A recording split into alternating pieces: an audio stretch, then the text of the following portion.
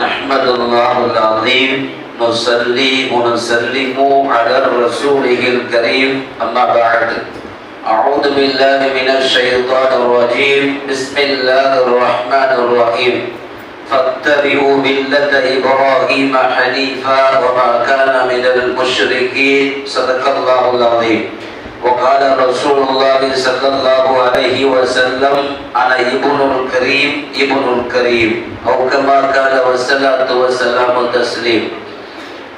அளவற்ற அருளாளனும் நிகரற்ற அன்புடையவனுமாகிய எல்லாம் வல்ல அல்லாஹ்வின் திருப்பெயரால் துவங்குகின்றேன்.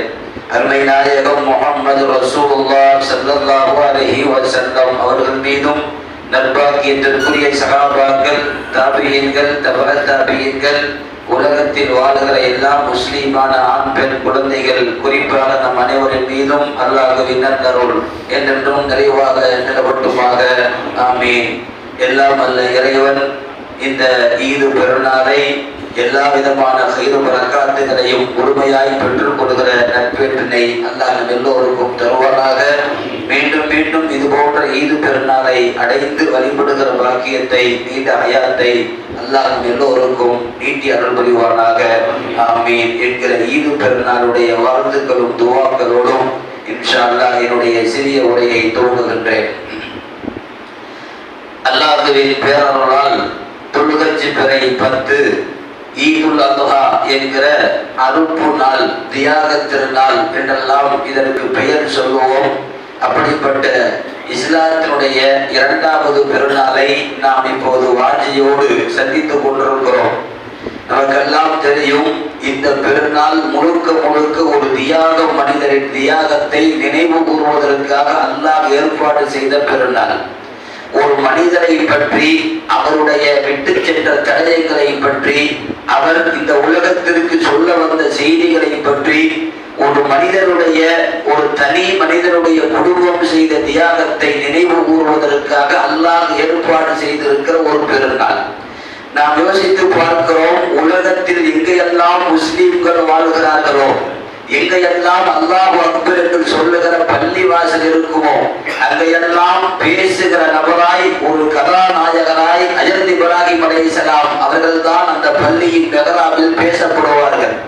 உலகத்தில் இருக்கிற எல்லா பள்ளி வாசலிலேயும், எல்லா முஸ்லீம்களுடைய வாயிலையும் பேசுகிற பொருளாய், ஒரு நபராய், ஒரு தியாகத்தின் உருவாய் ஹஜ்ரத் இப்ராஹிம் அலைஹிஸ்ஸலாத்தை அல்லாஹ் ஏற்பாடு செய்திருக்கிறார் என்கிற போது, அந்த தனி மனிதனுடைய வாழ்வும் வணக்கமும் தியாகமும் அர்ப்பணிப்பும் நாம் மெய்சிலிர்த்து போகிற அளவிற்கு வானதாகிய முறையில் அல்லாஹ் உயர்த்தி வைத்திருக்கிறார்.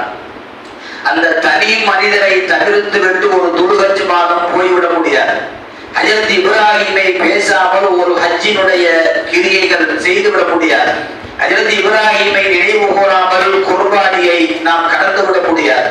ஹஜ்ரத் இப்ராஹிம் அலைஹிஸ்ஸலாம் அவர்கள் இந்த மார்க்கத்திலே அவர்கள் இருந்த தக்வாவும், அல்லாஹ்விற்காக எதையும் இழப்பதற்கு தயார் என்கிற முதல் முஸ்லிமாய் ஹஜ்ரத் இப்ராஹிம் அலைஹிஸ்ஸலாம் அவர்கள் வாழ்ந்தார்கள் என்பது குர்ஆன் நமக்கு சொல்லுகிற தியாகத்தின் அடிச்சுவடாகும். நாம் யோசித்து பார்க்கிறோம், ஹஜ்ரத் இப்ராஹிம் அலைஹிஸ்ஸலாம் அல்லாஹ்விற்கு தோதுவாய் எல்லா கடமைகளிலேயும் அவர் வாழ்ந்தார்.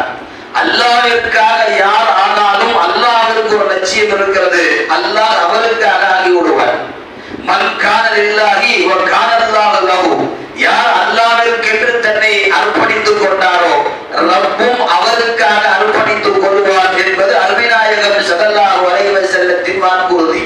அந்த அடிப்படையில் தான் எல்லாமுமாய் ஹஜ்ரத் இப்ராஹிம் அலைஹிஸ்ஸலாம் ரப்பை கையில் எடுத்தார்கள். அல்லாஹ்வும் இப்ராஹிமை கையில் எடுத்துக் கொண்டார். வஜ்தபாஹு, அவரை நாம் தேர்ந்தெடுத்துக் கொண்டோம் என்று அல்லாஹ் குர்ஆனிலே சொல்லுகிறார். அவர் என்னை எடுத்துக் கொண்டார், இப்ராஹிமை நாம் எடுத்துக் கொண்டோம். வஜ்அல்னி லிசான சித்கின் ஃபில் ஆகிரீன், ஹஜ்ரத் இப்ராஹிம் அலைஹிஸ்ஸலாம் சொன்னார்கள், யா அல்லாஹ், என்னை பற்றி பேசுகிற நல்ல நாவை பின்னால் வருகிற எல்லா உம்மத்திற்கும் என் அடிச்சுவடை விட்டு வைப்பாயாக என்று துஆ செய்தார். என்னை பற்றி வரக்கூடிய சமுதாயம் பேச வேண்டும், அப்படி ஒரு நாவை ஏற்பாடு செய் என்று அல்லாஹ்விடத்திலே துஆ செய்தார். அந்த துஆவை அல்லாஹ் கபூலாக்கினார். அடுத்தடுத்து வருகிற எல்லா நபிமார்களுடைய பரம்பரையிலையும் ஹஜ்ரத் இப்ராஹிம் அலைஹிஸ்ஸலாம் பேசுகிற பொருளாக கடமையாக்கினார். ஹஜ்ஜி கடமை இப்ராஹீமை தவிர்த்து விட்டு ஹஜ்ஜை நாம் முடித்து விட முடியாது. காபாவிலே எத்தனையோ நபிமார்கள் வந்தார்கள், கட்டினார்கள், போனார்கள், எந்த அடிச்சோடு அங்கே கிடையாது. ஆனால் இப்ராஹிம் அலைஹிஸ்ஸலாம் கேட்ட துஆவிற்கு அல்லாஹ் செவி சாய்த்ததுடைய முக்கியத்துவம், ஹஜ்ரத் இப்ராஹிம் அலைஹிஸ்ஸலாம் என்னென்ன செய்தார்களோ அத்தனையும் காபா தன்னுடைய வீட்டோடு சேர்த்து கொண்டார். ஹஜ்ரத் இப்ராஹிம் நின்று கட்டிய அந்த கல் மக்காமே இப்ராஹிம் என்று சொல்லி இன்றைக்கு வரைக்கும் காபாவில் இருக்கிறது. எந்த அளவுக்கு என்றால் அந்த கல்லிலே போய் நின்று நீங்கள் தொழுகுங்கள், தொழுவிடமாக ஆக்கிக் கொள்ளுங்கள். மக்காமே இப்ராஹிம் முஸல்லா, அது உங்களுக்கு தொழுகிற முஸல்லா, அது தொழுகிற இடம் என்று அல்லாஹ் குர்ஆனிலே சொல்லுகிறார். நாம் யோசிக்கிறோம், இந்த மார்க்கத்திலே கல்லை வணங்கக்கூடாது. கல்லை வணங்குவது என்பது அல்லாஹ்விற்கு பிடிக்காது. கல்லை வணங்குவவன் பொதுவாக முஸ்லிமாக இருக்க முடியாது. அல்லாஹ் தான் கல்லை வணங்க வேண்டாம் என்று சொல்லுகிறான். அதே அல்லாஹ் தான் இப்ராஹிம் நின்ற மக்காமே இப்ராஹிம் என்ற கல்லில் நீங்கள் போய் நின்று தொழுகுங்கள் என்று அவன் தான் சொல்லுகிறான். நாம் யோசித்து பார்க்கிறோம், ஒரு மனிதர் நின்ற பாதடி சுவடுபட்ட கல்லுக்கு அல்லாஹ் அப்படி ஒரு மதிப்பு தருகிறான் என்று சொன்னால் அவருடைய பாதத்திற்கு அவ்வளவு மதிப்பு என்றார். இப்ராஹிம் எந்த அளவிற்கு அல்லாஹ்விடத்திலே உயர்ந்தவர் என்பதை நாம் யோசித்து பார்க்கிறோம். ஆகவேதான் தன்னை பற்றி பேசுகிற நாவை அல்லாஹ் பின்னால் வருகிற மக்களிடத்தில் விட வேண்டும் என்று இப்ராஹிம் அலைஹிஸ்ஸலாம் துஆ செய்தார்கள். அல்லாஹ் ஏற்பாடு செய்தார். யூதர்கள் சொல்லுகிறார்கள், இப்ராஹிம் எங்கள் நபி, எங்கள் மதத்தை சார்ந்தவர். யூதர்கள் இப்ராஹிமை கொண்டாடுகிறார்கள். கிறிஸ்தவர்கள் சொல்லுகிறார்கள், அப்ரஹாம் அவர் எங்கள் நபி, எங்கள் வழித்தோன்றல், அவர்கள் எங்களை சார்ந்தவர் என்று கிறிஸ்தவர்கள் சொல்லுகிறார்கள். அல்லாஹ் குர்ஆனிலே சொல்லுகிறான், யூதர்களை சார்ந்தவரும் அல்ல, அவர் கிறிஸ்தவரை சார்ந்தவரும் அல்ல, அவர் நம்மை சார்ந்தவர். இப்ராஹிம், நீங்கள் எல்லாம் இப்ராஹிமுடைய வாரிசுகள் என்று அல்லாஹ் நமக்கு இப்ராஹிமை சொந்தம் கொண்டாட சொல்லுகிறான். ஆகவேதான் குர்பானி என்று வருகிற போது நபிகள் நாயகம் ஸல்லல்லாஹு அலைஹி வஸல்லம் சுன்னத் அபீக்கும் இப்ராஹிம், உங்கள் தந்தையின் வழி தோன்றல் குர்பானி, அதை நீங்கள் செய்யுங்கள் என்று சொன்னார்கள் ஸல்லல்லாஹு அலைஹி வஸல்லம். யூதர்கள் சொல்லுகிறார்கள், இப்ராஹிம் எங்கள் மதத்தை சார்ந்தவர். கிறிஸ்தவர்கள் சொல்லுகிறார்கள், அப்ரஹாம் எங்கள் மதத்தை சார்ந்தவர்.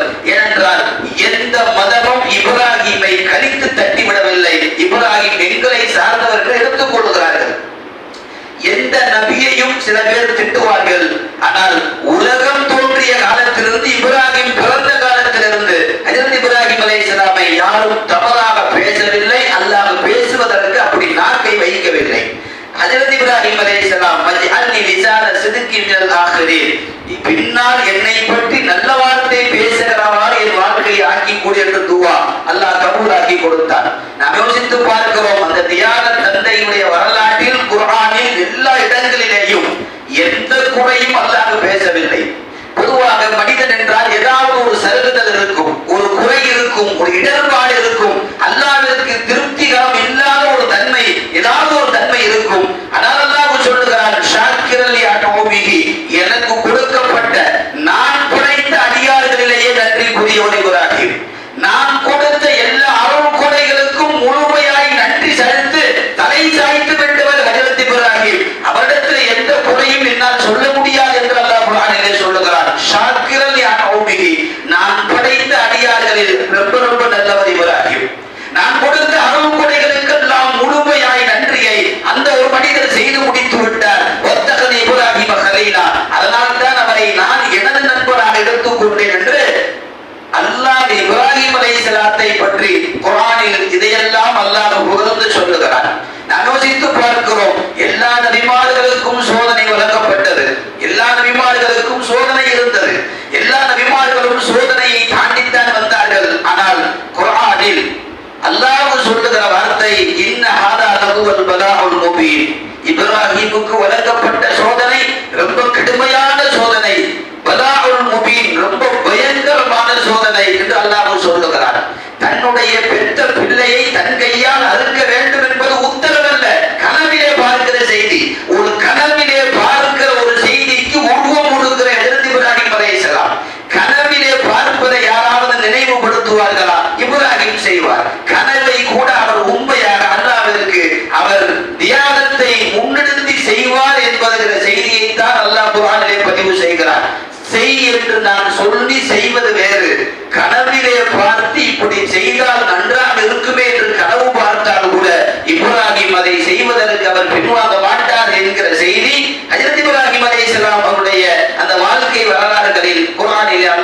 முடிவு செய்கிறார்.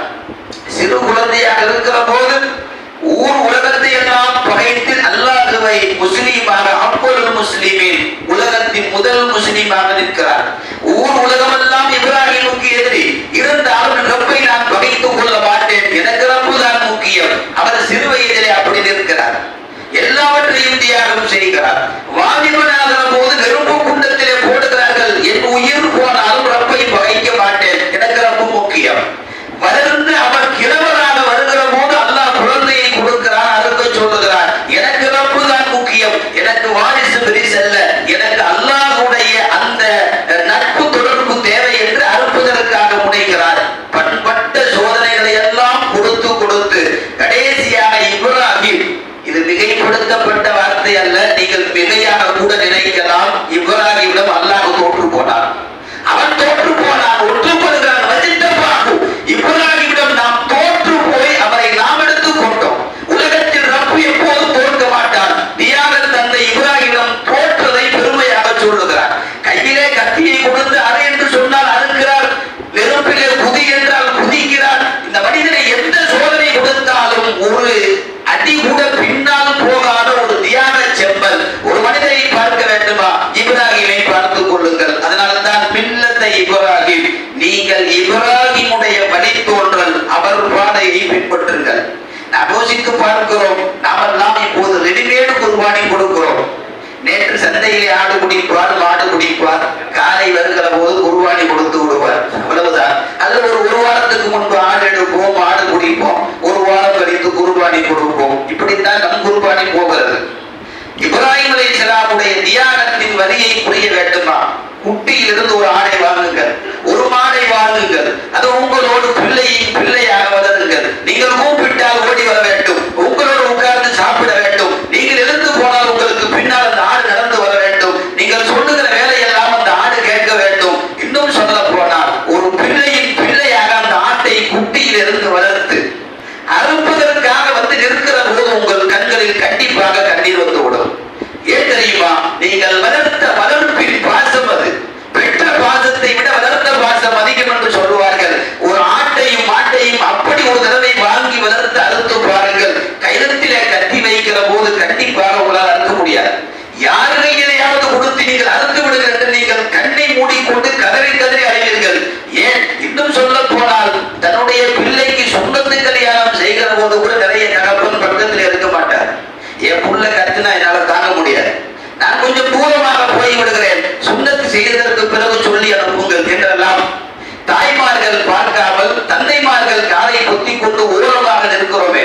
ஒரு சின்ன சதை துண்டை ஒரு சுண்ணத்திற்காக அறுக்கிற போது கூட பெத்த மனம் பித்து என்று சொல்வதை போல தாங்காமல் ஒதுங்கி நிற்கிறதே. ஹஜ்ரத் இப்ராஹிம் காலம் போன கடைசியில் படுக்க வைத்துக் கொண்டு தொண்டையிலே கத்தியை வைத்துக் கொண்டு அறுப்பது என்பது அவ்வளவு சாதாரணமா?